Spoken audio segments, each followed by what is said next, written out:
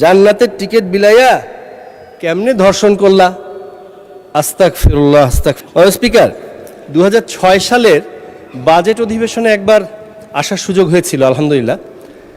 তো আমার মনে হয় নজিরবিহীন ইতিহাসে এবারকার যে মাননীয় প্রধানমন্ত্রীর নেতৃত্বে এবং মাননীয় অর্থমন্ত্রী মহোদয়ের তত্ত্বাবধানে এই 2026-27 অর্থবছরের যে বাজেটটা উপস্থাপন করা হলো, 90 থেকে 95% প্রস্তাবনায় নজিরবিহীনভাবে সর্বসম্মতিক্রমে এই ডান বাম দুপাশ থেকে সর্বসম্মতিক্রমে সরকার দল এবং বিরোধী দলের পক্ষ থেকে টেবিল চাপড়ে সেটাকে স্বাগত জানানো হয়েছে। মাননীয় স্পিকার, এর বেশি ধন্যবাদ এক কথায় আর কি দিব মাননীয় স্পিকার।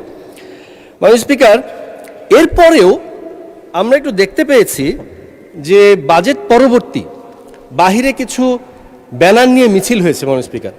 আমাদের মাননীয় স্বরাষ্ট্রমন্ত্রী মহোদয় এবং সাপ্লিমেন্ট করে আরও অনেক মাননীয় সংসদ সদস্যবৃন্দ মাঝে মাঝে যথার্থই বলেন যে ভেতরে একরকম, বাহিরে গিয়ে কেন যেন একটু অন্যরকম হয়ে যায় মাননীয় স্পিকার। অনেক সময় এরকম হয় মাননীয় স্পিকার, আসলে নদীর উপর ব্রিজ বানাতে হয়।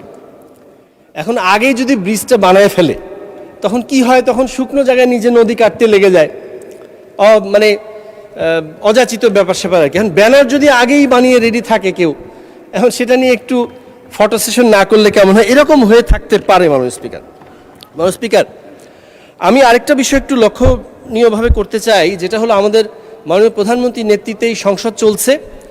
আমরা একটা জবাবদিহিতামূলক সরকার, জবাবদিহিতামূলক সংসদ এবং জবাবদিহিতামূলক নিজের দলের ভিতরে যে পরিবেশটা এখন দেখতে পাচ্ছি, তারই ফলশ্রুতিতে একটি আত্মসমালোচনা না করলেই নয় মাননীয় স্পিকার। দেখুন মাননীয় স্পিকার,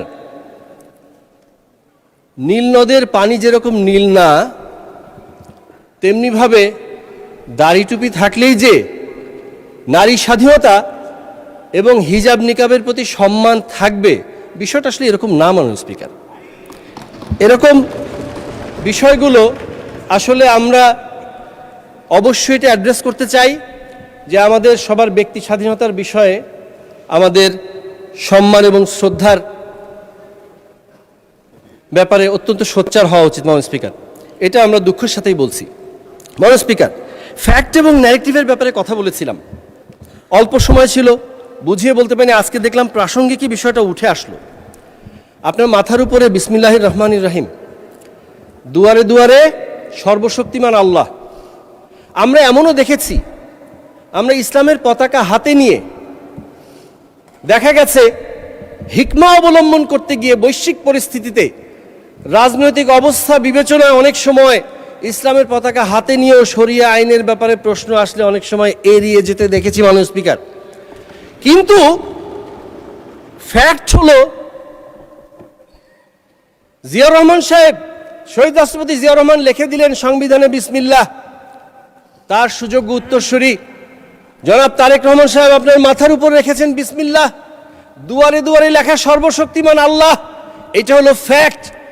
এই বৈশ্বিক পরিস্থিতিতে, এই অবস্থায়ও হিকমা অবলম্বন করার প্রয়োজন পড়ে নাই মাননীয় স্পিকার, এটাই ফ্যাক্ট। মাথার উপর বিসমিল্লাহ, দুয়ারে দুয়ারে সর্বশক্তিমান আল্লাহ, অথচ বাজারে মাঝে মাঝে ন্যারেটিভ চালানোর চেষ্টা হচ্ছে জান্নাতের সোল এজেন্ট নাকি একটা ওজন মাপার পাল্লা মাননীয় স্পিকার।